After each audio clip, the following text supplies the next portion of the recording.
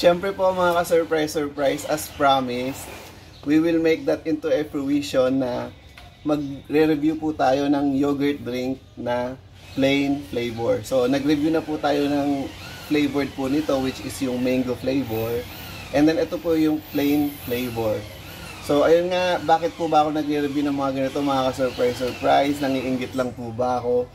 Hindi po mga ka-surprise, sa mga nagpa-follow po sa mga previous vlogs ko, nagre-review po tayo ng mga buy one take one. Ayan, anything na mabili ko po ng buy one take one, nire-review ko po.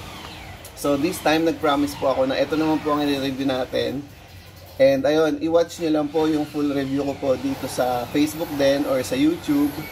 Hashtag MFN. Basta hashtag mga surprise soon.